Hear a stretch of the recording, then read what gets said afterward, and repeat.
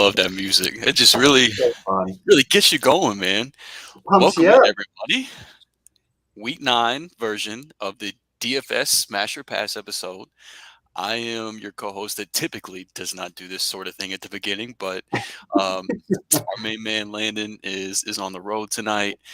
So Jared and I are going to tough this thing out for you guys and still try to bring some DFS picks and win you guys some money. So first and foremost, if you're joining us live, we appreciate you hanging out and joining us, talking some Week 9 DFS. If you're watching this on replay later on, we appreciate you guys as well. Hope that you hear something that can help you win a little bit of money this week. I know we won a decent amount of money last week. The Pretty good picks that week. we made last week, it was a pretty good week. So hopefully we can replicate that again here this week. I am your co-host, Drew, at Drew3MR on Twitter. If you'd like to follow me, joined by our DFS man. Doesn't have his Not, he doesn't have his FanDuel hoodie on tonight, but I am no longer the DFS man of this show. no, me having one decent week does not get to overlap your prolonged success. But Jared at Jared3MR if you'd like to follow him. And then, of course, Landon, he might not be on the screen with us tonight, but you should also go follow him at Landon3MR as well. And then we have our show Twitter handle at the Three Man Rush Podcast, or at 3 Man Rush Podcast, I believe. So go follow that too. Go check that out. But we appreciate you guys being here with us. Jared, how you doing tonight, man? Pretty good. I've got a brand new monitor, and I'm getting used to the speakers that are built into it. So it's kind of like weird to me right now because I'm used to my previous setup. Yeah. I'm about to remodel this whole mess that's back here. That's a project for the weekend. Outside of that, man, really good. Ready for the slate. It's going to be Chalktober is already over. That's But good.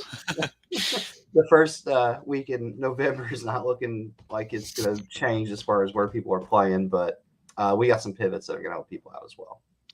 I'm glad you do because I'm struggling. The pivoting off the chalk is something I usually don't mind doing, but this week especially, it feels difficult. So I'm really excited to hear some strategy you have on that end. So can hopefully make me a little richer this weekend. What do you say? You want to just jump right into it? Yeah, let's go, man. All right, let's talk about one of the ones I'm having the most trouble with, and let's do the quarterback smasher pass. And so the obvious one here, right? Like let's just get it out of the way. Josh Allen against the New York Jets. He's the most Yeah. expensive, but he is the cheat code, the safest bet at quarterback every single week. I think the dude is just. I think he's a quarterback. I think he's the quarterback one overall more often than he's like the quarterback 6 or 7 or 8 overall. It just feels like every single week this dude's churning out overall quarterback 1 weeks.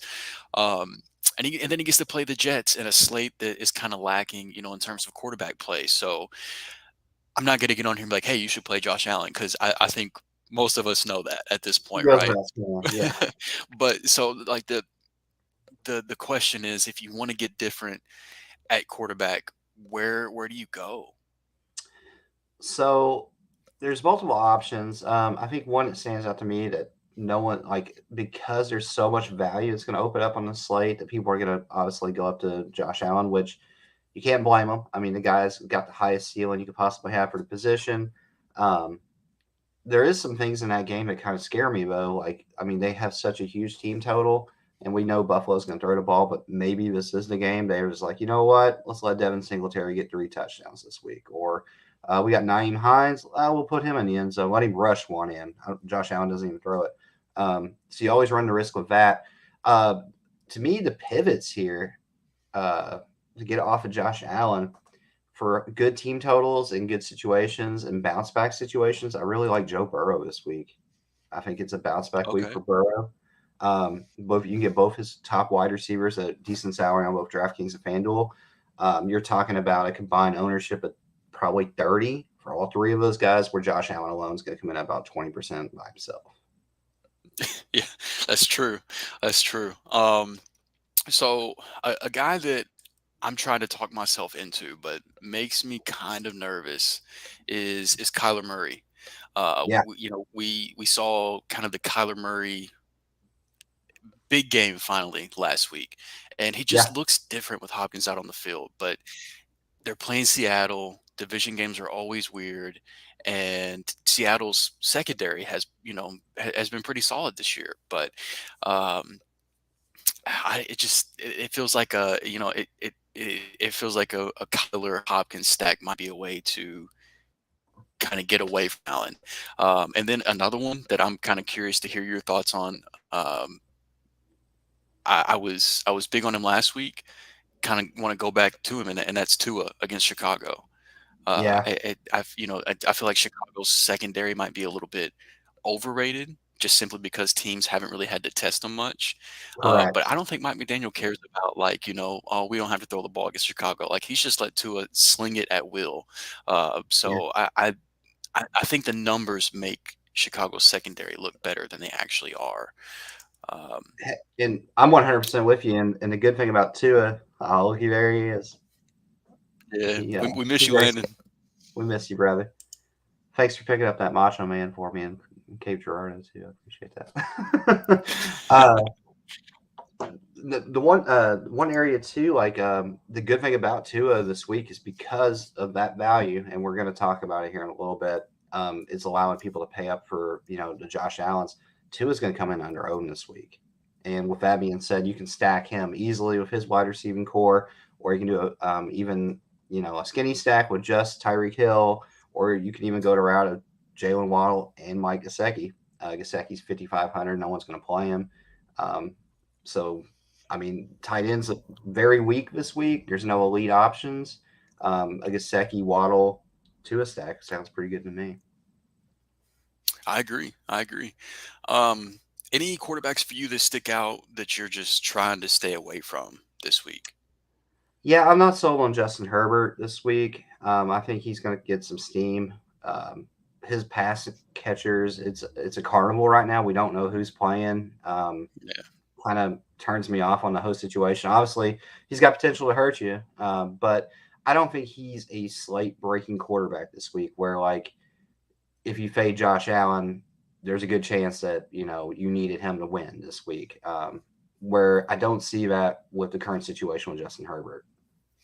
Yeah, I mean, no Keenan Allen, no Mike Williams. Austin Eckler is a go, which not only helps in the run game but Right. does help in the pass game as well. But He's a it smash. is it's an intrigue. Yeah, yeah, he'll be somebody we definitely talk about. And the running back smasher pass. But it's like that's the guy that's been tough. Like, I agree with what you're saying, but that's the guy that's been toughest for me to fade, I think, because Atlanta has been such a get right game for quarterbacks. And now here Oh, comes yeah. Herbert needing a get right game. He gets Atlanta, but he's not going to have his top two pass catchers. Like, his top targets are probably going to be, outside of Eckler, his top targets are Gerald Everett, Josh Palmer, DeAndre Carter, who some of those guys I do like based on their pricing and just the Right. fact that there's opportunity there. But whenever you're a quarterback, that's the weapons that they're depending on to put up a big day. It feels like one of those games where possibly, now again, we'll talk about Eckler in a second, but it feels like one of those games where he might be able to just stack up some numbers on the ground and possibly hurt Herbert a little bit. So I agree with that one. Um, I'm also a little worried about the Detroit Packers game. Yeah. I, Same. I I know, like, playing with how bad Detroit's defense has been playing, and especially whenever they're at Detroit, it just seems like games blow up, and that was the case again Yeah. this past week. And it's a game in Detroit with Rodgers coming in there off a bad week, and it feels like everything's set up, for them to go wild. But outside of Alan Lazard, I believe they're missing a couple of pass catching options as well. Um, and then, like the Packers defense over the last 5 weeks, they're giving up the fifth least amount of points to the quarterback position. Yeah. So that's not a great spot for Jared Goff. And if you want these games to blow up, you need Jared Goff to be able to produce on the other side of the ball as well. So um, that game does make me it does make me a little nervous. Um, Well, I mean, everybody's on it too. The Packers are super chalked this week. Like Aaron Rodgers is about 13% owned. Robert Tunyon's getting a ton of steam, and Aaron Jones is all like they're they're very very popular this week, and it scares me because I know the Lions are bad, and I know it's a dome, but I just do not have any faith in that Packers offense outside of Aaron Jones. He's the only chalk I see that I would play in that game. Yeah, I agree with you on that. Aaron Jones is just simply too involved, really, to completely fade. He's a guy that you don't have to feel nervous about, regardless of game No. script or regardless of matchup. He's just too involved right now, and there is no more Devontae Adams for Rodgers to just trust and over target and things like that. And it seems like kind of that's moved over to Aaron Jones, I think if which you want to was get already partly the case last year anyway. a piece of that game, it's completely a tournament play too. It's a very big, large field play. AJ Dillon against Detroit's run game. It could be the week where, like it's a 50-50 backfield again, or maybe they just don't run Aaron Jones to the ground because they played him so much, even in that loss last week. Dillon's coming in at about 2%, where Aaron Jones is 31% ownership. Yeah, that's a huge difference. Um, So if you pick the scenario of that is if you pick Dillon and he outscores Aaron Jones and you're up on 31% of the field in that position. yeah, well, that's a good point. Well, that's kind of a good segue too, because the next thing we're going to talk about is we're going to talk about some of our favorite running back plays for this week. So we talked a little bit about it, but who are some of your smash plays at running back this week? Whether it's good chalk plays or plays to kind of try to fade some of the chalk plays as well. Yeah. Well, let's get the cat out of the bag. Deion Jackson is like super shock right now.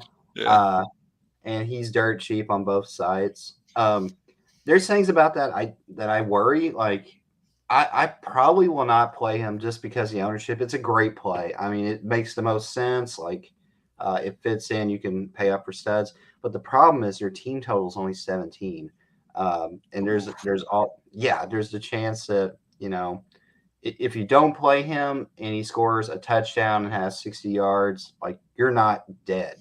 Like you don't have to have Deion Jackson in order to win the tournament. Where if you play him and he absolutely tanks and you lose out on a running back position, which is a key part of daily fantasy, then you're lapping the field. It's a risk for sure because it's going to allow you to pay up for Tyreek Hill and Justin Jefferson and all these stud wide receivers, or even Austin Eckler. But I personally won't play Deion Jackson. He's going to be. I wouldn't call him a pass, but I just can't play him at that kind of ownership. But Yeah. smash, I totally skipped that part. Uh, it's chalky. Everything's chalky. I think if you want a safe play, with the way the team is playing right now, and they've got a really good team total, nothing great. But I'm going back to I like Dalvin Cook this week. I think Hmm. it's a week where he's going to be off everyone's radar, and people are going to have the extra money to pay up, and they want to attack that Vikings game. They're going to go with the passing game with Jefferson. So there may be even some flyers to take Hawkinson and double stack with Kirk Cousins, which is not a bad strategy either. But I really like Dalvin Cook this week. I think he's in a good spot. All right, so this feels gross to say, but hear me out on this one. I Okay. think I'm in on Joe Mixon this week. I don't hate Um, it. You'll see my it's DraftKings lineup later on. It's the it's kind of like the Alvin Kamara effect, with like the usage that those running backs are seeing, the touchdowns that Yeah. just aren't coming, they eventually have to come, and we saw Yep. that with Kamara finally, right? The touchdowns finally came. Yes. And Three. I read these numbers today, and it kind of blew my mind. Mixon leads the NFL in carries inside the five. He's second Yeah. in routes run at the running back position, and he's second in red zone touches. But he has two touchdowns on the year. It's just bad beats across the Yeah, board. like that just doesn't add up. And so you got a Panthers defense that ranks 21st in points per game allowed, 23rd in rushing yards allowed, 22nd in explosive rush rate. Um, it just this screams like a mix-in touchdown game. Like if like you talk about Yeah. player props, like I can promise you I'm going to be betting the mix-in touchdown player prop this week. Uh, but so that's one that I'm interested in. Another one for me, we talked about Miami and Chicago. Hmm. I'm curious what the Jeff Wilson news is going to do to Raheem Mostert's ownership. Um, I haven't looked at it to see where it's at, but I like Mostert this week with the matchup against Chicago. Um, I still think he's the lead back for that team, and the Hmm. Bears are allowing the second most rushing yards per game and ranked 25th in EPA per rush attempt. So it feels like, if we can possibly capitalize on the Jeff Wilson news, if people are scared of Mostert this week, and I do think Jeff Wilson eventually does eat into it, and it probably won't take him as long to get acclimated as it would some running backs getting traded midseason just because of the familiarity with Mike McDaniel there. Um, you going from, with being the San Francisco offensive coordinator going to Miami head coach. So there's a little bit of familiarity there to where he probably will get acclimated a little faster than running back should. But I don't think it's this week, that he starts Right. chopping away at Mostert too much. So this might be like the last time we can really feel great about Mostert, and Yeah. I want to take advantage of that. I like it. I think this is a week too where you're gonna have to be really weird to get different, because so many people are gonna play the same plays, because of Yeah. price points. I'm not opposed to if you're playing small field single entry tournaments this week, which that's what I like to play primarily. Stacking just heavily on one team. Like if you really like Tua and you think that game Miami has a chance to go bananas in that game, play Tua, Mostert, and a wide receiver and Gasecki, and just roll the dice with it. And if it goes off and Tua throws for 4 touchdowns, one of them's to the running back, and he rushes another one, they scored 30 something points in the game. You're looking pretty good at that scenario. But it's gonna be a slate where when we see the Millie winner, it's gonna be very unique. I feel on this week. I think some of this chalk is gonna fail this week. I think it's a new month and we're past October's horrible, horrible, horrible month of October. So, Right. And then I can't let the running back segment go by without highlighting possibly my favorite running back in the entire NFL, and that's Mr. Travis Etienne. We yeah, saw what Alvin Kamara just did against the Raiders defense last week, and all Etienne does is break off at least one 40-yard run a week. It feels like, he's looked and great. I mean, they're giving him the ball, and he's rewarding them for doing so. He's rewarding Yeah, them for um, handing that backfield off to him, and he looks incredible. And so there is a little bit of bias here with this pick because I've been a huge Travis Etienne guy going back to Clemson, and and like for dynasty perspective, I was really high on him. So I've got a lot of stock in Travis Etienne, but um, he's shining now, man. So I'm gonna ride the wave as long as it's lasting, and I love it. so And that's the my good thing guy. is too, like I think that's how you get different as well, Drew. And in these tournaments this week is I think if Deion Jackson gets the steam he's getting right now, and there's a good chance Jonathan Taylor's not going to play, and with Hines gone too, and he's gonna get the bulk of the load. But I don't think he's a 20 touch back. I just don't see it. And they got a 17-point total. You could literally play Ramondre Stevenson and Travis Etienne.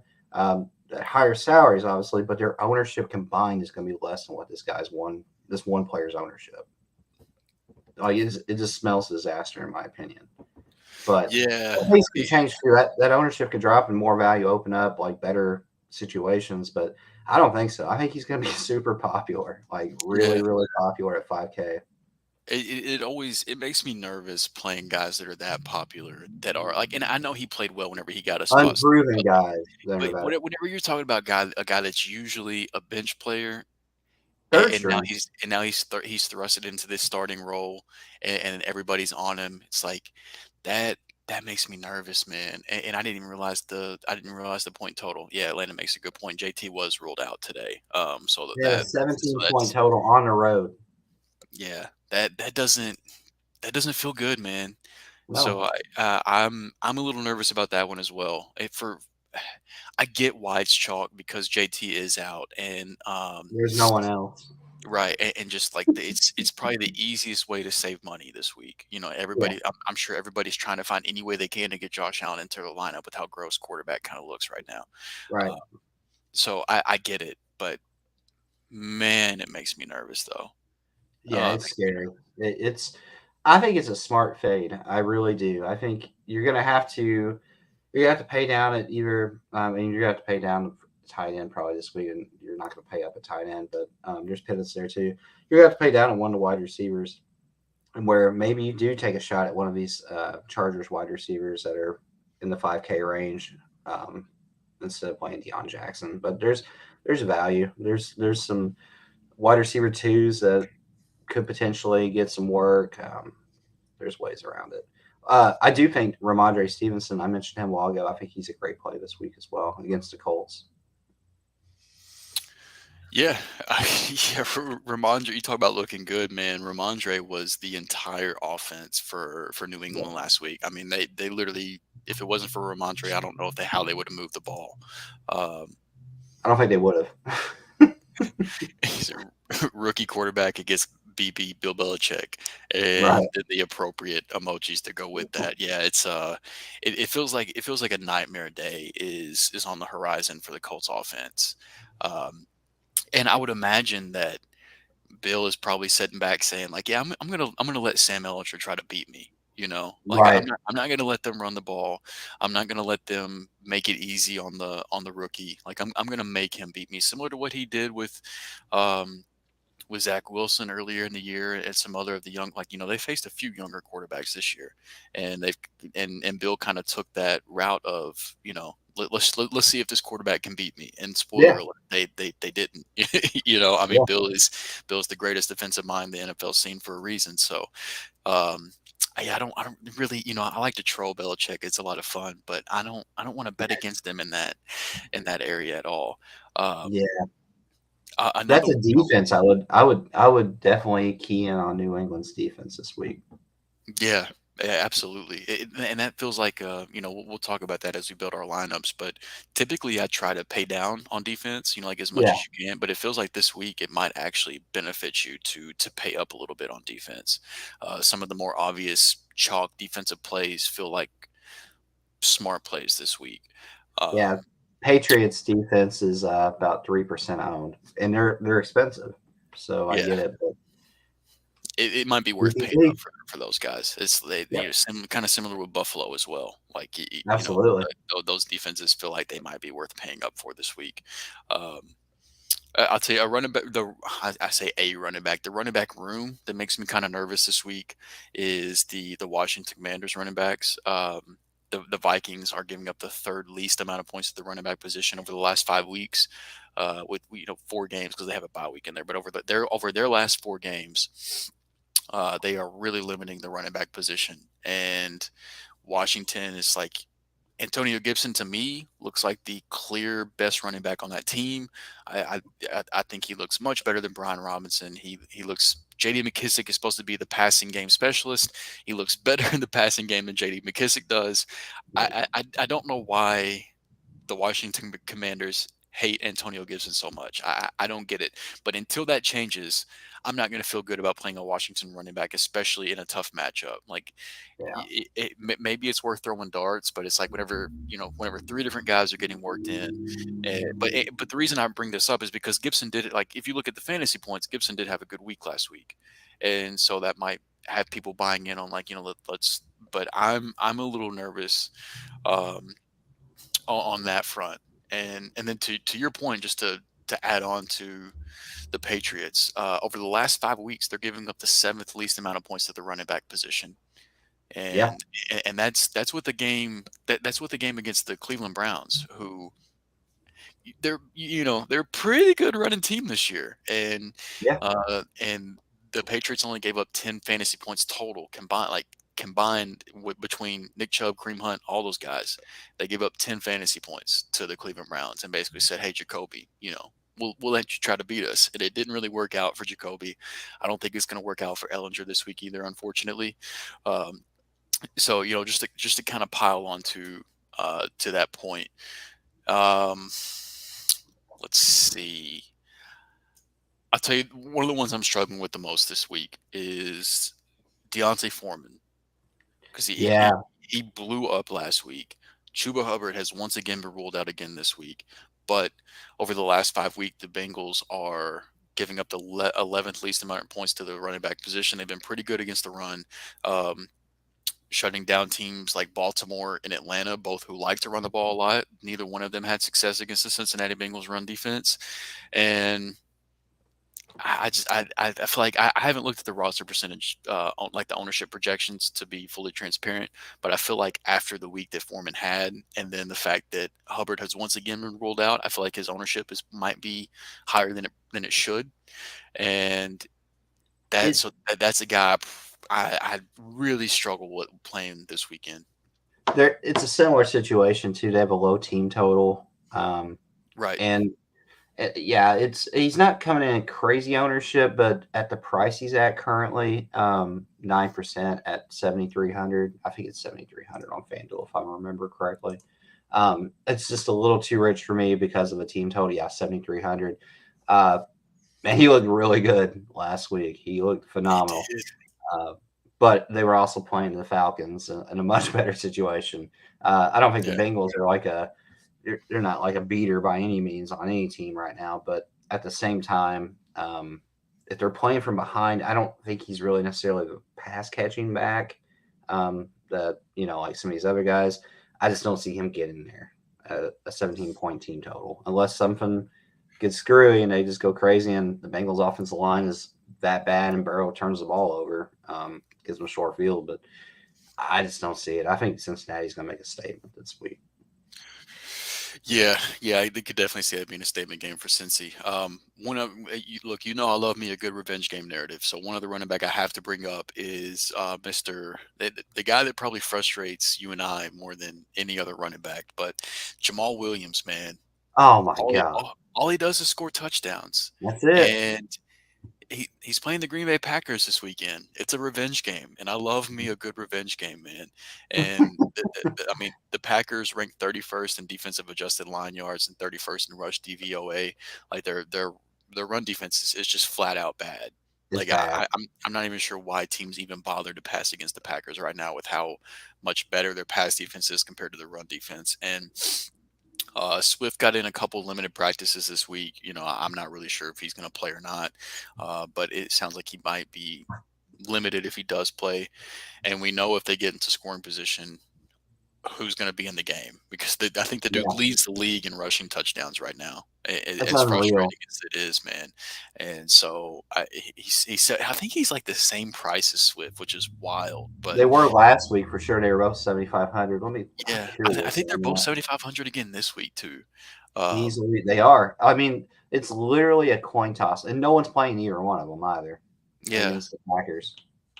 I I Um, I I think I think this week if I have to pick one, I think I'm playing Jamal Williams, and it doesn't feel good to say that because Absolutely. I'm a Yeah. humongous DeAndre Swift fan. Like he's one of my favorite guys. Him and ETN are two of my favorite running backs in the league to watch, um, and two of the guys that I've been, really high on over the years. But it feels like Jamal Williams might be the play this week, and I don't know if Swift's that 100%, stinks, man. man. I It really don't doesn't know feel if like he. he ever is. No, I don't. He may be one of those guys that just never gets healthy, if that makes sense. And I hate it. I hope that's not the case, but it feels like it. Like with him, like he guts him out, but he's just not. He can't be the workhorse back at this point. Like I Right. just don't think it's possible. All right. Anybody else at running back you want to highlight before we start talking about some pass catchers? Oh, let's see here. If you want to go down the rabbit hole, Leonard Fournette maybe this week. Is this the week? The Rams have not been great against the run, and Yeah.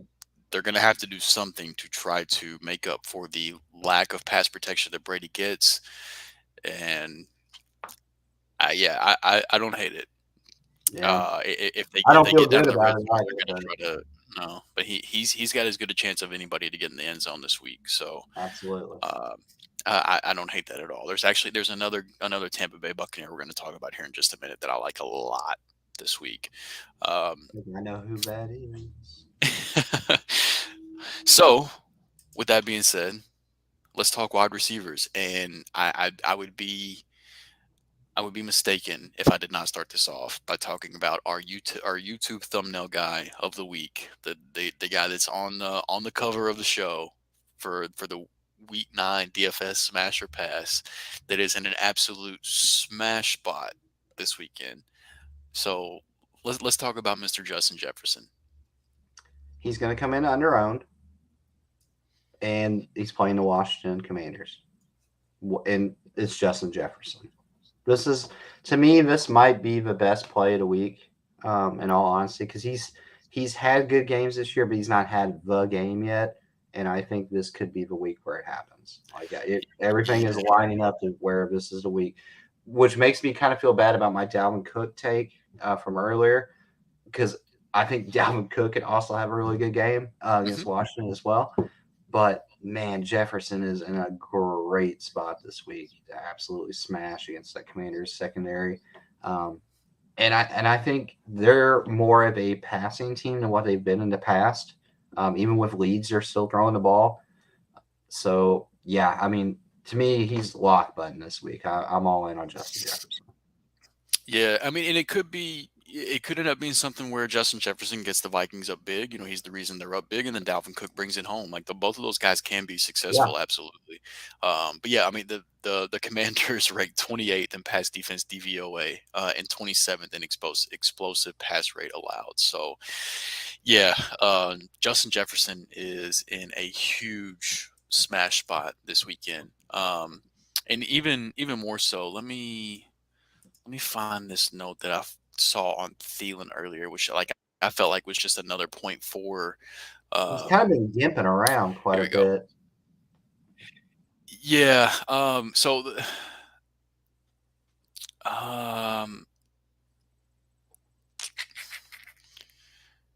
Essentially, the note that I read was that the commander secondary has been better as of late over the last few weeks, and which apparently coincides with William Jackson III getting benched. Um, which he was traded to Pittsburgh, so he's not there anymore. But that was that was kind of when their secondary started to improve. Uh, but whenever the matchup doesn't look great on paper overall, a guy like Thielen, you might be a little bit more shy on taking a shot on. Whereas Justin Yeah. Jefferson, you don't really have to worry about matchups too much with Justin Jefferson. Like the dude's pretty matchup proof in terms of how talented he is, how often he's targeted, and then how much he moves around as well. There's really not a situation where I'm ever nervous about Justin Jefferson. But this week definitely feels like a week where he could just explode. Um, Oh yeah. so I like that one a lot. Um, so now that we got that out of the way, we got to talk about him off rip. But any other wide receivers that you're really high on that you want to bring up before I get into a couple of the guys that I like this week? I have a feeling I know one that you like. One that kind of showed signs of he's still alive and an NFL player is Drake London. Um, I think there's a chance that Drake London is back because he took a few weeks off, is what it felt like. I kind of like Drake London this week. I think he's a pivot also off of that chalk of the running backs, 5K. I think Drake London's in a good spot, and if they're playing the Chargers, the pace is going to be an up tempo paced game. And Atlanta's played well in that environment. Like they've played extremely well in up tempo games. It's the games they struggle is against teams that control the ball and just run clock. Where the Chargers, and it could be just because of injuries, they've had to, and they've played behind quite a bit this year too. Um, where they're more up tempo and they're going up and down the field too. Like the game's gonna speed up. I like Drake London at 5,600 on FanDuel. Yeah, yeah, I'm always down to play some Drake London, despite my hate for old Arthur. Um, a guy I really like this week in the Rams Buccaneers game. We were talking about that game would come back up. I'm all in on Chris Godwin this week. Yes, Um, sir. Godwin has done most of his damage against zone coverage, and the Rams are a really heavy zone run defense, passing defense, and then of the 8 defensive backs that have played at least 60 coverage snaps for the Rams, only two of them have played man coverage more than 10% of the time. And then those two are two guys that are out of the lineup right now due to either, poor performance, or one's poor performance, one's injury. Um, but yeah, almost it's not 100%, but damn near 100% of Godwin's receiving yards this year have come against zone coverage, and he's got more yards after the catch against zone coverage than Tyreek Hill, Jamar Chase, among others. He's great at creating yards after the catch against zone. He's so good at finding that open spot in the zone, and Tom is obviously very good at finding him whenever he finds those spots. And then Godwin Mhm. can do plenty with it um, whenever he gets it. And Raheem Morris, his style of defense is like a bend don't break defense where that they'll give up some yards, just they just try to keep you out of the end zone. And that's, I mean, it seems like a match made in heaven for Godwin this week to just have 10 plus targets, rack up a whole bunch of yards, good shot at a touchdown. Um, and then with how poor both offensive lines in this game are, I feel like Tom's going to be looking to get the ball out quick, and that quick look is going to be Godwin out of the slot, I feel like. And so um, that one's just, it That's a good sucks to play. pick a receiver that's playing against my favorite team this week, but the matchups there, the talent, and Chris Godwin is an extremely talented player, and I feel like we might have kind of forgotten that with him missing time and the Buccaneers offense being underwhelming and things like that. I think we kind of forgot how good Chris Godwin really is. Yep. So that was a guy that I definitely wanted to highlight. Um, this one doesn't I'm feel with good, you. man. This next one does not feel good at all. But I think I'm taking another shot at Devontae Adams this week. It's tempting. What's his price? So, 81. Yeah, he's going to come in under own for Devontae Adams standards too. You're getting a little bit of Jacksonville's a price secondary is not very discount. good. Yeah, Yeah, I Shaquille don't hate Griffin. it, man. I don't Shaquille hate Griffin it. got hurt a few weeks ago. It was like week 6, and since Yeah, then their secondary has not been playing very well. Um, Griffin, there's a note here. Griffin's secondary, Griffin's primary replacement in the secondary has allowed a quarterback rating of 137.5 when targeted this season. So gosh, dang. not great, Bob.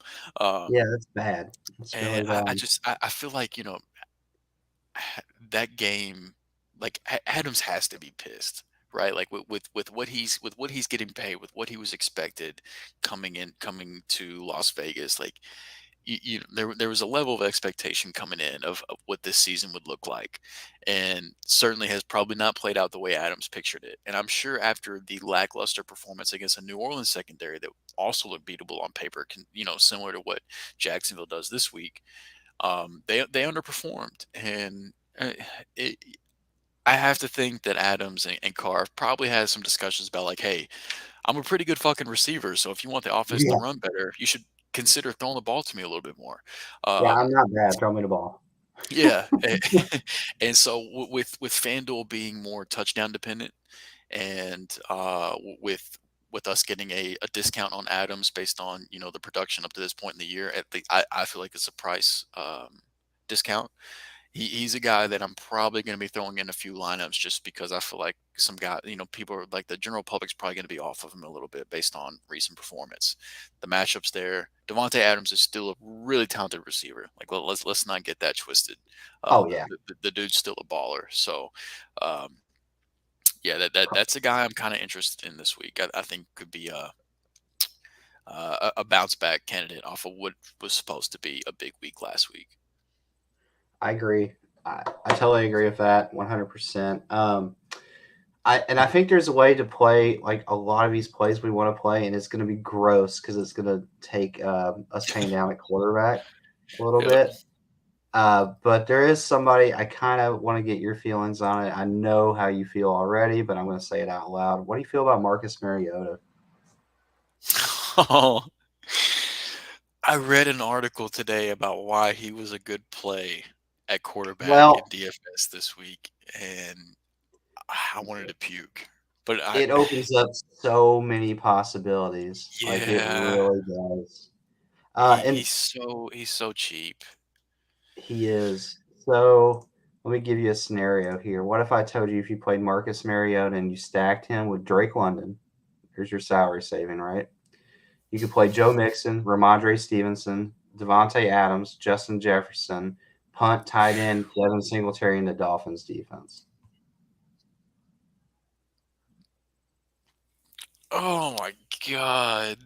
You're I think gambling he's on worth a one shot at that position. point. Yeah, I mean Yeah. he can run. It makes me so nervous because they don't throw the ball very much. Like even if they get down, they really don't throw the ball that much. You know, they threw Yeah. like Mariota's attempts went up a little bit last week, but um what I like about Mariota is the rushing. You know, he's averaging Yes. 35 rushing yards a game, which that just raises the floor Hmm. at quarterback, and he has the third most red zone rushing attempts among quarterbacks and the eighth best quarterback rating inside the 20. So, if They don't have a.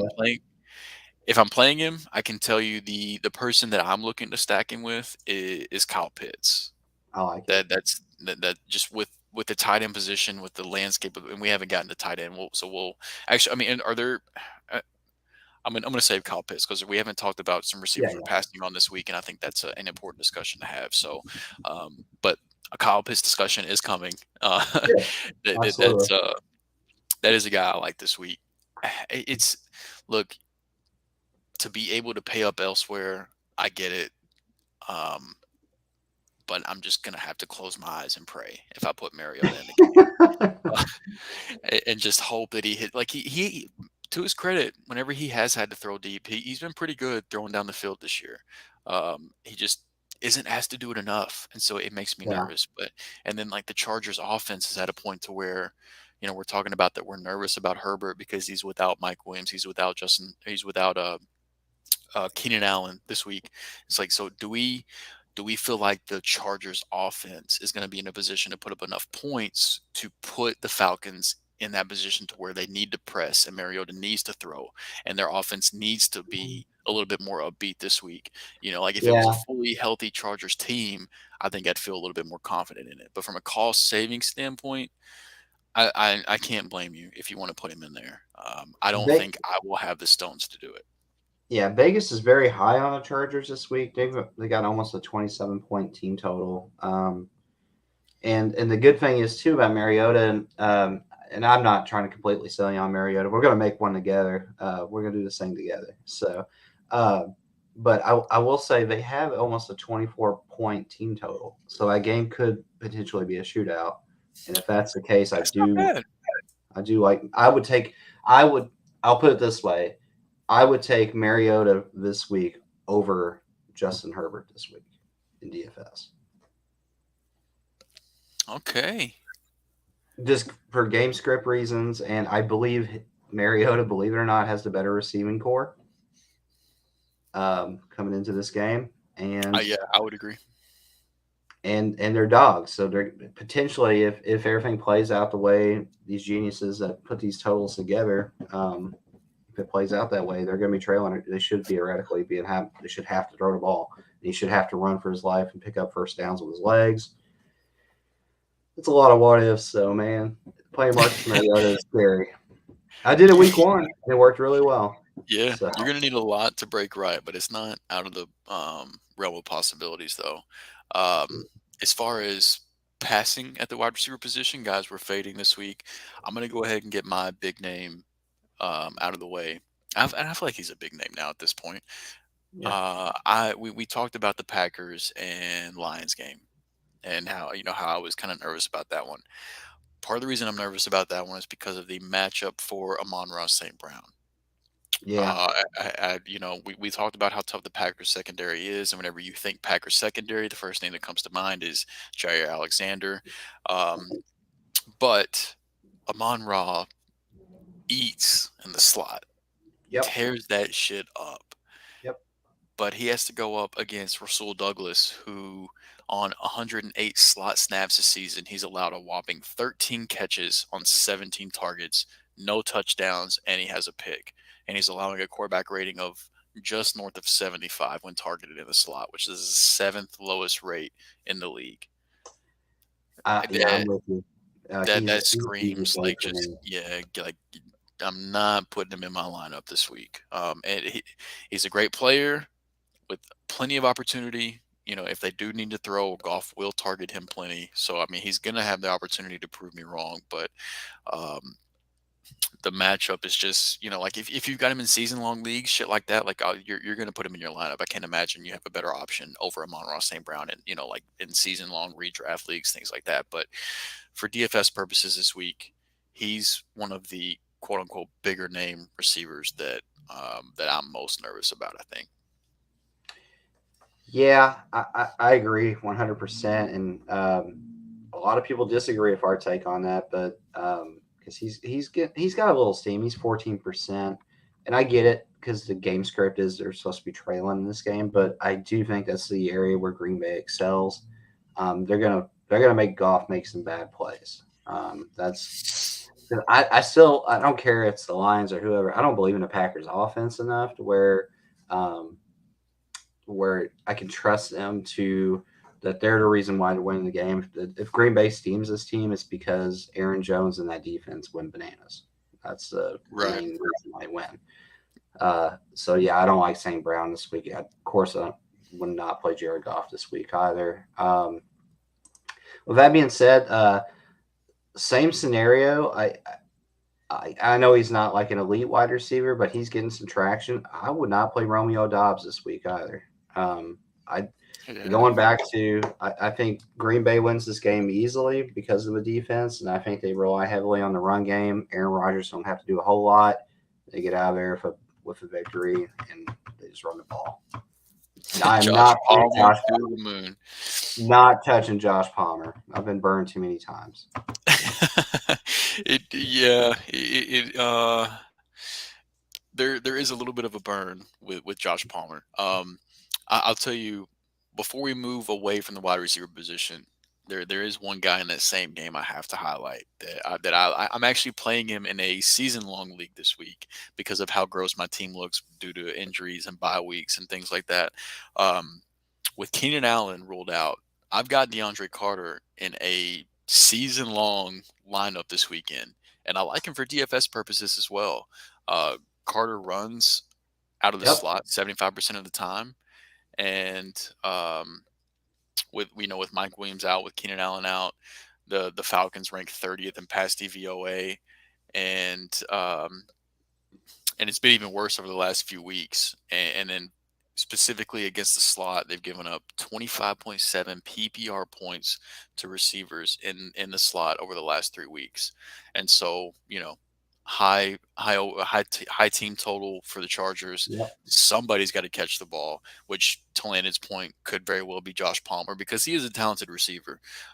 There is some fatigue there with Palmer because people, including myself, have been hyping Palmer up, and whether it's Same. injuries or just guys being above him on the depth chart, whatever the case may be, it hasn't come to fruition on a consistent basis to where you feel good about it. But somebody's going to catch He's the ball in in this game. he's in McCall Hardman kind of category where like you you believe in the talent, not necessarily for the receiving skills either, just the God ability to be an athlete. Like McCall Hardman, he's one of the fastest people in the NFL. The dude just does not get there a lot of times, and but he does have that game where he absolutely destroys too. Um, Yep. Coming into the season, I thought he was going to be Kansas City's wide receiver one. I really thought he was gonna outdo um, Juju and those other guys, but he's inconsistent. I think Palmer kind of falls in that category. I like DeAndre Carter though. He's a little bit cheaper than Palmer on both sides as well. And I think because he runs a slot, I think his skill set fits better for that game script. I'm all in on that as well, man. That's a good call. Another Yeah, option to get our touchdown running back. yeah. I mean, I like him as a cheap option, and then I have to. There's one other guy, smash wise, I have to bring up because we talked about Kirk Cousins, Justin Jefferson could be a fun stack this weekend, right? And then if you want to Yeah, bring that back in that game, he's 7,200, but I, I'm on Terry McLaurin this week, and pretty much any week that Taylor Heineke is the starting quarterback, I think I'm on Terry McLaurin. And you brought this up a couple weeks ago, and I was skeptical just because McLaurin, had been kind of a ghost. ghost early in the season with Wentz. But the numbers back it up, man. They back up your point. Like, the dude has a 20% target share, 26% target share, with Heineke at quarterback compared to just Yeah. 16% with Carson Wentz. Like, Heineke loves him some Terry McLaurin. And he literally, it was so funny, man. And one of the first game he started at post Carson Wentz injury, they talked about, like, they asked him about his connection with McLaurin, and he was like, I mean, look, we're paying him a lot of money, so I figured he's got to be pretty good. So I'm just going to throw him the ball. And I wish every yeah, quarterback had that thank you. mindset. Right? Yeah. Yeah. Can you talk to Derek Carr, please? Um, Please. Yes. but yeah, so like the Vikings secondary is vulnerable. They're beatable. You know, we like Justin Jefferson this week. You know, if you Yeah. want to go the Cousins Jefferson stack, I think McLaurin is a very good option to run it back on the opposite side of the field in that game as well. So yeah, Ooh. you were ahead of the curve on that one. In terms of talking about McLaurin with Taylor Heineke, and the numbers continue to back that up in terms of target share. So I'm on board with with bringing it back with old Terry this week as well. Yeah. I mean, just looking back at just one season ago, I mean, their connection was off the chain, man. Like, I mean, Terry McLaurin was almost a household name until Carson Wentz came into town. I think if Heineke would have started the season, I mean, this guy would be a top 5 wide receiver in fantasy this season. That's how high I am on that connection. I'm with you. And there's one piece to this Minnesota game. I know. Are you ready to get tight end? Yeah, yeah. Let's talk tight ends. Let's do that. So I'm with you on Kyle Pitts 100%. This is not a smash, what I'm about to say. Um, but if you really, really, really want to pay down at tight end and get off of any kind of chalk, this is completely a GPP tournament play. Johnny Munt of the Minnesota Vikings at tight end. Oh wow, you really are punning on that. 4,500 to play him on FanDuel. All he's got to do is score a touchdown. He well That's pays all. off that That's salary. all you're waiting on is for him to get in the end zone. And he may put up a goose egg, but it wouldn't hurt you too bad because it would allow you to pay up in other areas. The reason why I'm saying that, obviously, T.J. Hawkinson is now a Viking. Yep. I don't see him being this week fully ready to go. Um, that could change obviously by Sunday. I think they work him into the system a little bit more, and they let Mr. Munt go out there and play a little tight end this week. Uh, there's nothing in the world that makes me feel confident about that. I can't even like putting namesake on it, but at the same time, like 4,500 in a team total like they have with a Minnesota passing team, you can do worse. Yeah, I I got mean, look, the reality is Kevin O'Connell, former Rams offensive coordinator, Johnny Munt, former Rams tight end who came over from the Rams with Kevin O'Connell. O'Connell trusts him. He knows he can put him out there in any situation because the dude can pass block. He can do whatever is asked of him. Just he's not an elite level pass catcher or anything, God no. or else we would be talking about him much more often. They wouldn't have traded for T.J. Hawkinson, right? But Right? Yeah. for this 1 week, with Hawkinson being integrated into the offense and Irv Smith being on IR, if they're not going to play Hawkinson a high percentage of snaps, that's their next option at tight end. So I don't Yeah. hate it for a dart throw. I really don't. Um, It's I well do. across the room dart throw. It's not Right. normal like within range dart throw. You're praying that the guy gets 2 catches for 20 yards and a touchdown. If he Yep. does, you're looking really smart and looking really good. Yeah. You're golden. If he gets into the end zone, you are golden at tight end Yep. for the week. But yeah, I gotta. I told you I was going to talk about Kyle Pitts. Yeah. The Chargers defense has not been good this year. It's just the, No. the reality of it. They have been one of the biggest disappointments, I would say, based on the and, some of it some, in very Charger fashion. Some of it is due to injury, with guys like J.C. Jackson, among others, going down. Um, but they're allowing the second most total points and seeing the second highest pass rate over expectation, and it's not really fair to use target share whenever you're talking about the Falcons pass catchers because they don't throw the ball that damn much. So if Right. anybody's getting a decent amount of targets, of course their target share is going to be inflated. But 42%, 32% is Kyle Pitts' target share over the last couple weeks. They're They're getting him the ball, and this is just a disgusting week for tight ends in this main It's slate. so bad. So it's just like I'm just trusting talent this week. Yeah, Like give me the guys that just are good at ball, right? And Kyle Pitts is one of those guys. And if the Vegas total holds up, if this does become somewhat of a shootout, I feel like Kyle Pitts has to be part of the reason why that's the case. And so he's, agreed. $6,300 gross tight end room in terms of, the FanDuel and DraftKings main slate this week. So he's somebody that I'm comfortable taking a shot on, despite how much I might hate the Falcons. Or not even the Falcons. I love the Falcons. I just don't like their head coach. Um, so got to Pitts has been a little got to bit show. more involved the Yeah, last few I got to years. show some love to Pitts, man. But the tight end position is It's gross. nasty. It's really bad. Um, yeah, I mean it's definitely the week to punt. I like Gesicki at 5,500. We mentioned him earlier. With that team total away, they're throwing the ball. He's been getting involved quite a bit in the passing game too, which has been nice. Uh, I think it's everyone, man. I think if you want to get different, you want to play some Buffalo, maybe you play Dawson Knox this week. Hmm. It's not crazy expensive. He's 5,100 on FanDuel. You're talking about at 5,100, same scenario, but probably a lot better odds of months getting in the end zone. Dawson Knox's odds are extremely higher than that. And he's Um, been kind of a touchdown or bust type of tight end too. And then yeah, especially on FanDuel, that's you're just looking for a touchdown, and Knox is as good a bet as anybody to get a touchdown. So I think that's a great call. yeah, definitely. FanDuel is all about touchdowns. Your guys got to get in the end zone. If they don't get in the end zone, you're not winning. Like we're Right. DraftKings, you can get away with a lot more on PPR with full point, but yeah, FanDuel, you gotta get in there. And the best thing to do with tight end, especially on a slate when there's no Kelsey or Mark Andrews or these elite guys, Kyle Pitts is probably the biggest elite player on the slate at that position. Yeah. Your best bet is to look at these team totals and look at teams that do throw the ball more often than not. And Dawson Knox checks those boxes. He Um, does. they got the highest team total on the slate, and uh, they're heavy favorites.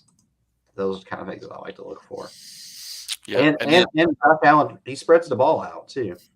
right. He's not he's not just a lock on one guy kind of pass quarterback.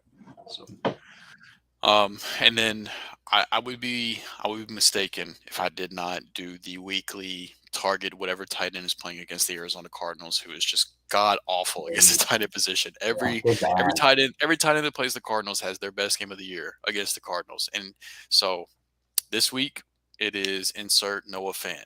Um, I think he had his best.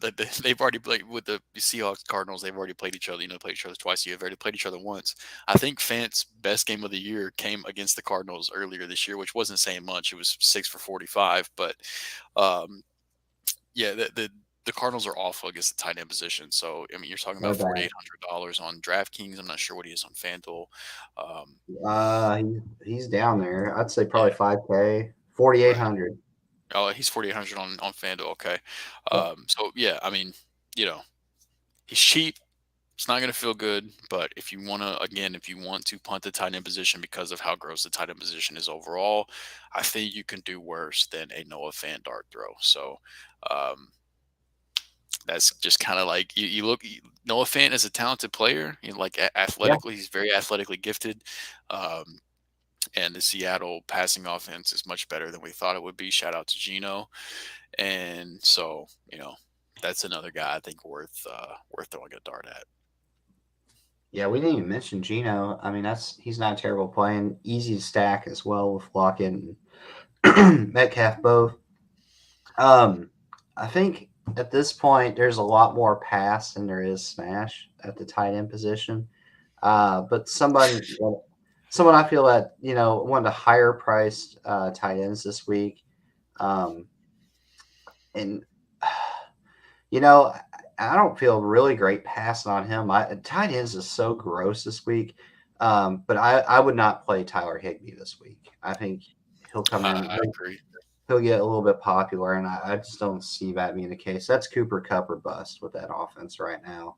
And even the Rams have looked kind of rough here recently, but um, uh, oh my God, Allen Robinson's he's been looking better. Starting to Like, come on. yep, Stafford's getting him more involved too, and I think that's just even less for Higbee, where they're going to have to move the ball up and down the field against Tampa because I don't think they can establish any kind of run with the running back situation. I don't Yeah. trust Tyler Higbee this week at all. Yeah, and it's rough because Tampa over the last 5 weeks, Tampa has given up the second most points overall to the tight end position. Now, granted, they've played in that 5 week span. They've played Kansas City and Baltimore, so they've played Mark Andrews um, and Isaiah Likely and Travis Kelsey. So, you know, It's a little whenever bit you different. whenever you play those tight end rooms in a 5 week span, your numbers probably aren't going to look great. But yeah, Higby has been a little bit less involved lately, so I get being nervous on him, especially considering the fact he's the fourth most expensive tight end on FanDuel this weekend. Um, Now, I don't hate paying up on Gerald Everett. He's the let's see, one, two, three, four, five. He's the sixth most expensive tight end, but he's Yeah, looked I really like good in that that call. offense, Yep. and Herbert has not been afraid to go to him, especially considering the guys that are out. So like if you want to get off the Josh Palmer and things like that, um, I don't think Gerald Everett is a bad option at No, all. I agree. As far as just overall teams that are tough against the tight end position over the last 5 weeks, um, the Packers are tough against the tight end. Now Detroit, they're playing Detroit this week, and Detroit just shipped out T.J. Hawkinson. So you're talking about, they got a young rookie that I do like a decent amount. Long term, they got a very athletic rookie tight end. Don't expect much out of him this week, though, especially given the matchup. Yeah. And then the Rams have been tough against the tight end position. Tampa and doesn't really have a lot going on in the tight end position because they haven't brought Gronk back yet. So it's like most of the teams that are tough against the tight end defense wise, you don't really have any interest in playing the tight ends that are on the other side of the ball anyway. So it's like Yeah. looking at matchups really isn't all that helpful. 'Cause in terms of teams that are bad against the tight end position, you've got Seattle's not great, and then they've got Zach Ertz, who you're already interested in. Yeah. Um, the the Lions aren't great, which is why I think Robert Tunyon is so popular this week. Right. But which could be a reason to fade him because of how popular he is.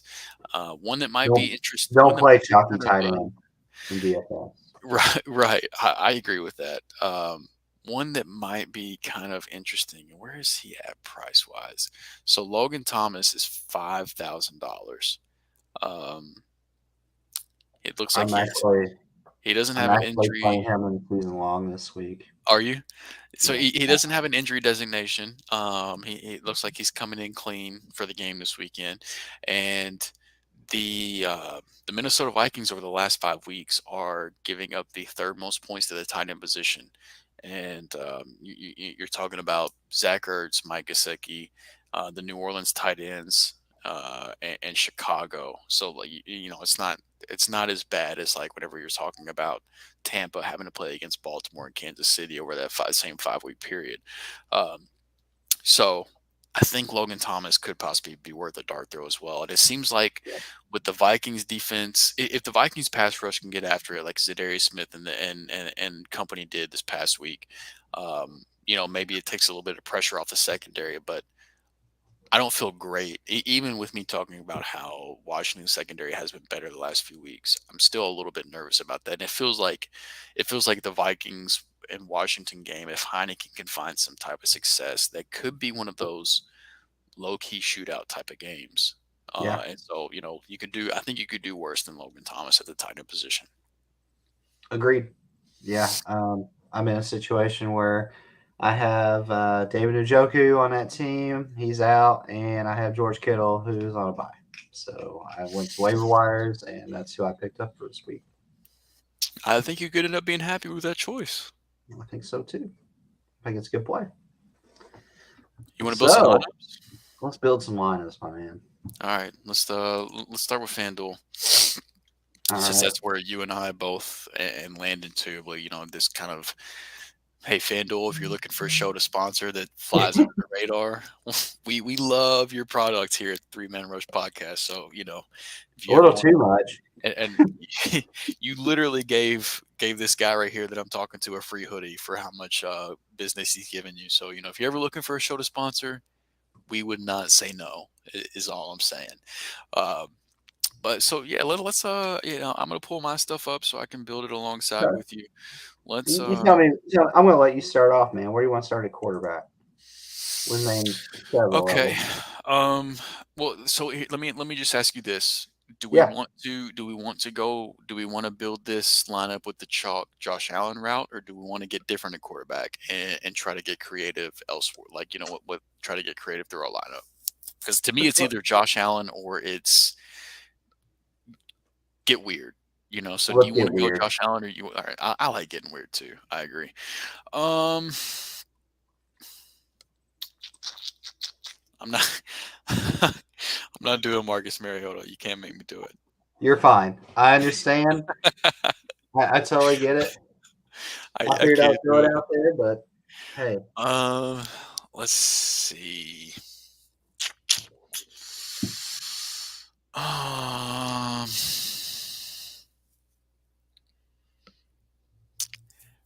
what do you think about doing a Taylor Heineke, Terry McLaurin stack?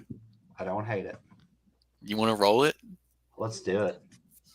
Let's do it. Taylor Heineke, 1% ownership. Let's go. So, I mean, with that being said, we're going to bring it back with Justin Jefferson in that game, right? Yes, sir. You already read my mind on that. Okay. Let's see here. So we're gonna play Justin Jefferson. Oh yeah, where is Jefferson at? Come on, computer. I'm learning how to do things again. Justin Jefferson. Terry McLaurin.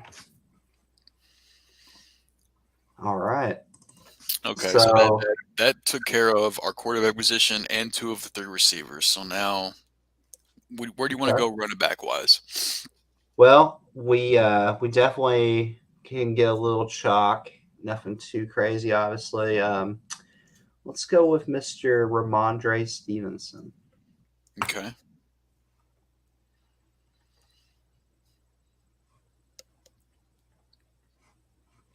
I'll tell you that's one area that I don't have a problem finding guys that I like like even the high end guys like Eckler, Jacobs, Dalvin Cook, Joe They're Mixon, just Aaron Jones. guarantees, man. Like Yeah, like nothing's a guarantee.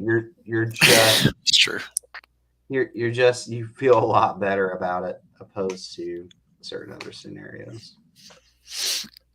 Okay, so we got Ramondre in there. So who's our right now? We've got 5,700 per position on average remaining. Which, granted, we have not touched tight end, we have not touched defense, which is some areas we could save money. But We can pay down. We can play chalk at defense too, more or right, less. What's a good defense and a good or not even necessarily a good defense, but the Dolphins are going to be in a good spot, I would imagine, against the Bears. yeah. I mean, I don't love it. the Bears offense has looked better, It has. recently. I am I'm a little nervous on that front. But at the same time it could pay off. Um, Yeah, but they're also super chalky. Let's see if there's a defense like in I'm that really that struggling that range. that's it's so weird to say, but honestly, I think defense is one of the places that I'm really struggling. And I said this, at the beginning of the show too. I typically like to try to find somewhere to pay down on defense, but it feels like defense is more top heavy this week than it's really ever been in terms of like just like the Bills against the Jets, the Patriots Right. against the Colts, So the good thing uh, is like the if Bengals we're against Carolina. and the good thing is too if we pay up at defense, we're already different than everyone else basically because they're gonna the Dolphins are gonna be unanimous chalk on defense this week. Right. And I agree, Fields has looked a lot better, and they're kind of letting him rip it a little bit more. Um, Let's pay up, man. Let's go. Let's do a little mini stack here with Ramondre and the Patriots defense. Yeah, I like I do like the Patriots defense. It always feels gross to pay up for defense to me, but it seems like it makes a lot of sense this week. I agree. All right, pick us that second running back. It's tough, man, because I want to spend up, and I don't know if we can afford to do so. There's Oh, we so can make it many. work. We can make it work. I Spend want to up. play Joe. I want to play Joe Mixon this week, man. Let's do it. Let's play Mixon. I feel like he's got to get in the end zone at least once, if not multiple times this week. I feel like this could be like his Alvin Kamara week. Yeah. So I'll save us some salary real quick so you can get your boy Pitts in. Let's stick with Okay. that. Let's stick with that same game, that Carolina Cincinnati game, and let's pay down for Terrence Marshall at 5,400, Ooh, okay. That's really paying down. and that should free you up some Kyle Pitts. I mean, Ooh, maybe. Ooh, it might not actually. he had 9 targets last week. He sure did. I mean, Pretty it's wild. just yeah. There should be a negative game script on that as well. Yeah. Um, yeah, I mean Pitts is Pitts is up at 6,300, and that would Oh, leave us with we little wouldn't to have enough. We'd nothing. have to go back down on defense for sure. Yeah. But we talked about Dawson Knox, we talked about Logan Thomas, we talked about Noah You know what's Fant. going to happen though if we play. So we're in a pickle, and the reason why I say that is because if we play, let's say we play Dawson Knox, Hmm. we got 5,100 left for a flex position. We pretty much have no choice but to play Jackson at running back. Oh my God, it really is ugly. It's that bad. It's kind of funny though. I'll tell you, I'm looking at like we have 5,100 left. There is actually a receiver that I kind of like as a dart throw. Okay. Um, and that's at 5,100, and we don't we can keep playing around with this. We don't have to go this route. No, no, no, no. Okay. I'm all ears because I really don't want to play a Colt this week. Um, if you really want to dig deep in terms of saving money, Trent Sherfield for the Miami Yeah, Dolphins, let's um, go.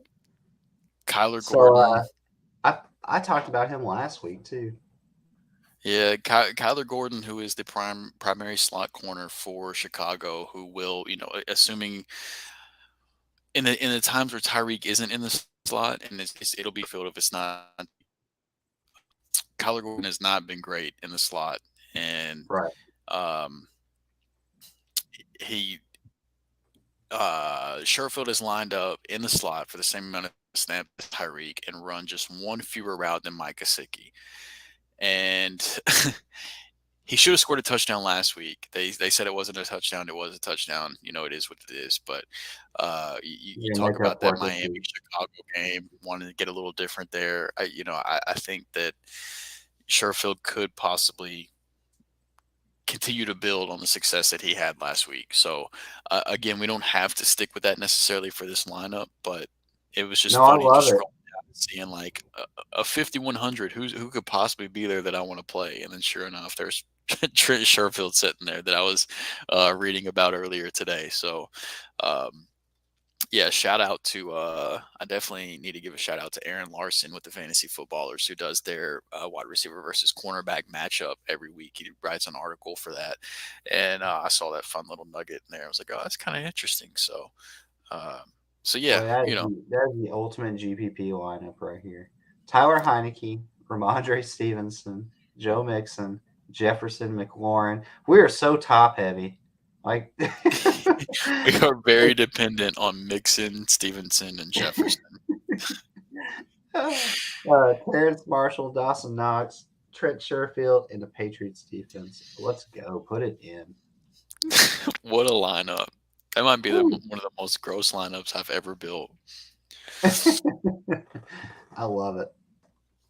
That's the lineups that win right there, Drew. I hope you're right. Breakers. That's I, it. I I just submitted it, so I hope you're right. All right, Let's go. last thing on the docket for tonight. Let's build a DraftKings lineup, and I don't even have a damn DraftKings account right now. It's been so long since I've logged in, so you're You kind of on just your own on this one, but I'll walk through it with you though. yeah. You just throw me a name. I don't care what salaries are, man. I'll make it work for us. It may be disgusting, but we'll get it down. Uh, Start us off at quarterback. You want to go the same route? Yeah, let's try to get a little bit different. Let me pull up this. You want to go same game, play Kirk Cousins? Yeah, just flip it. I don't hate Kirk Cousins.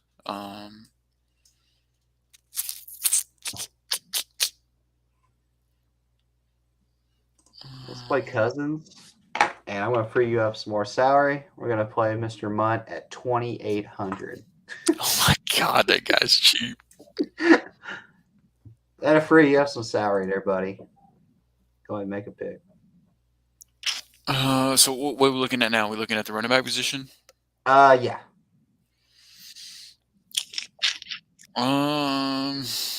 4-point PPR. I hate that ETN is going to be so popular because it's just like what I'm reading right now is apparently he's going to be the most popular running back on the slate. Hands down. On DraftKings, especially. Not Uh, necessarily on FanDuel, but on DraftKings.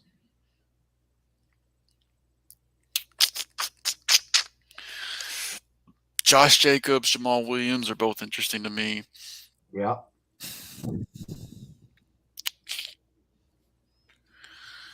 I think I'm good with putting either of those guys in there. Josh Jacobs and Jamal Williams. Okay. Yeah, either one of those or both. Whatever. Uh, what is their prices here? Jamal Williams. Jamal Williams is 5,900. I'll play Jamal. Okay. Well, if we got Kirk Cousins, I think we have to play Justin Jefferson. Absolutely, you do. So we got our double second. Let's bring this bad boy back with Terry McLaurin at 5,900. Yeah. Okay, go ahead and pick us out another running back. Or if you want to do a wide receiver, you can. You just picked a running back. If you want to do wide receiver, you can do that. I mean, I like DJ Moore this week, especially in a full point PPR setting. You know, I imagine he's probably going to be popular with Nothing crazy. With the steam that he's gained with a post CMC trade. But I like DJ Moore, Okay. so I'd be happy to go with him. Okay. I'm gonna save us some money and stay and put in the flex position. I think let's play Rondell Moore. Yeah, I don't hate that at all. I think that'll free us up salary. I'll pick us a defense and you bring us home with the last running back. I'll tell you how much is left and what's available. Okay. Cheap defense. Man, these are bottom feeders for sure, man. Let's go. Oh my God, this is bad. Who's our running back? No, we cannot have Detroit's defense. We just can't do that.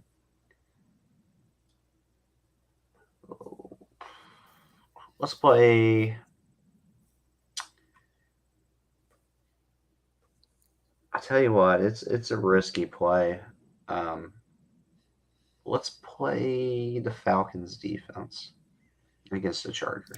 No, That is let's risky. not do that. That's too much. We'll play the Bucks defense. They're 3K. Yeah, I don't hate that.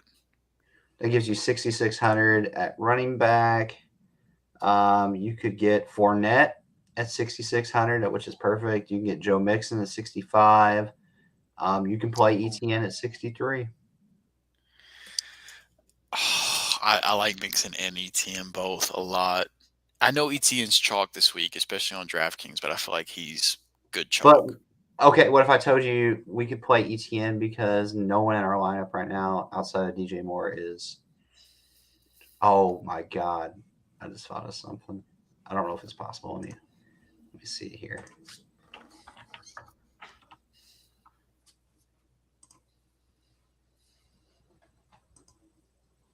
Oh, we were so close. Oh yeah, we could. All right. So what if instead of playing DJ Moore, we play Terrence Marshall, who had 9 targets last week, right? Mm-hmm. Mm-hmm. And then we play Austin Eckler as our second running back. Oh, at a full PPR with no Mike Williams and no Keenan Allen? Absolutely. Sign me up for anything that gets Austin Eckler in the lineup. You go with that, Yeah, absolutely I am. and you can try to see if we can get weird somewhere on D. No, we're pretty much so we got 200 left over. There Uh, there was an interesting note on the Jags defense where the Jags are wait, do we end up putting Josh Jacobs in this lineup? we did not. We have currently Kirk Cousins, Jamal Williams, Austin Eckler, Justin Jefferson, Terry McLaurin, Terrence Marshall. We can look and see if there's anybody 3K. It's instead of Johnny, or we can get off Rondell Moore at 5,200 and work and see if there's anything. So, the Jags rank fourth in pass rush win rate and take on a Raiders team that's coming off the game where their offense was, awful against New Orleans. Um, and they are projected to be single digits in terms of ownership. So, they're a cheaper defense to get off chalk, and the Raiders offense obviously, was underperforming. Um, so yeah, I thought that was an interesting note, because I like like it. we We can't play can. like the Vikings defense was another one that was highlighted in this article, but like we're kind of on that So game as possibly being a shootout, so I want to stay away from the defenses there. we can get super weird with this lineup and someone we liked on FanDuel, which I like on DraftKings as well, and it allow us to get off of a bad defensive spot and go with the Jaguars against the Raiders. We played double tight end and we played Gerald Everett in the flex, Hmm. which I normally don't like playing two tight ends, Two but tight ends, yeah, that gives me pause too. against the Falcons and them being down so many pass catchers, it's not a terrible Yeah, play. I do like Everett this week. Oh, that double stacks the Chargers too. Mm-hmm. Yeah, That goes two with total. Eckler. Oh, I don't hate it. We really So need Johnny Munt to get in the end zone. yeah, that would be very nice for Mr. Munta to get in there and dance around. Kirk Cousins, Jamal Williams, Austin Eckler, Justin Jefferson, Terry McLaurin, Terrence Marshall, Munt, Everett, and the Jaguars defense. There is one guy, Austin Eckler at 14%. That's the only one that's in double digit ownership. There you go. Okay. Sweet. So that checks the boxes for the week 9 DFS show. Whether you listen to this live or you are joining us after the fact, we appreciate you guys hanging out while we talk this weird week 9 DFS slate. Hopefully, it will be a profitable week for all involved. Um, and hopefully we can build on the success that we had last week. I'm sure we'll probably look at doing we didn't have Landon with us, so we didn't do it live on the show in terms of giving our picks for the showdown. But I think we'll probably do another DFS showdown and try to open it up to some more people and see if we can take your money, you can possibly come take our money. We'll see how it plays out. Um, but I'll put that together tomorrow, and we can all post on Twitter too to see if there's anybody who wants to play. yeah, if we throw it out there, I imagine we probably have a few people that would be willing to jump in. Yeah. So be on the lookout for that. Again, follow Jared at Jared3MR, and then follow uh, Three Man Rush Podcast Twitter account at Three Man Rush Podcast. I'm sure all of it will be going out that way, as well as on Landon and myself. We'll all blast that out to try to get that out there and get as many people involved that would like to do so. Um, But yeah, I mean that pretty much does it for our week 9 coverage. We broke down all the matchups. If you missed that, if you're curious about what we think how a potential matchup's going to break down, um, there is a part 1 and part 2 of every matchup for week 9 that you can go back and watch as well. So be sure to go give those a look if you are curious about how our feelings are, just real NFL football fantasy aside feelings about some games coming on this weekend. And then, we'll be right back at it for week 10. We are somehow about to be in the double digit weeks of the NFL season already. Sad. It is sad. It is. That's whenever it really starts to feel real that like the season's going to be over before we know it, once we see it go from single digit to double digits. Yep. Wow. I didn't really process that until right now, while I just was about to say it, that we are about to be in week 10 somehow. Thankfully we've got an extra week this year. But nevertheless, that is still sad. So get your You ever DFS played? lives in while you can. Have you ever played DFS in Week 18? I typically try to stay away from all things fantasy football the last week of the season. So no, I cannot say that I have. Oh, you will this year. Yeah, I definitely will this year. You best believe it. It's awful. It's so bad. I imagine there's got to be some value to be had the last week of the year with all the people that take the week off and things like that, um, and all the mayhem. So I'll definitely be joining in on the fun this year for the last week of the season. But yeah, so I mean that pretty much does it for the week 9 DFS Master Pass show. We appreciate you guys tuning in. Hopefully, there was something that was beneficial for you this week, and hopefully, best wishes, make some money, secure the bag, and come back with us. Come hop back on in week 10 and let us know how much money you won. If you play And Johnny Munt, I'm sorry in advance, but if Johnny Munt scores a touchdown, if he scores 2 touchdowns, we're golden at that FanDuel point. better Like, send you a Johnny Munt jersey. I'm gonna buy one out of pocket because if I play Johnny Munt and he has 2 touchdowns, I can afford it. Right. That's good. That'll be the main storyline that I'll watch for week 9. I don't care about anything else. Did Johnny Munt get into the end zone? That's what DFS is doing to us.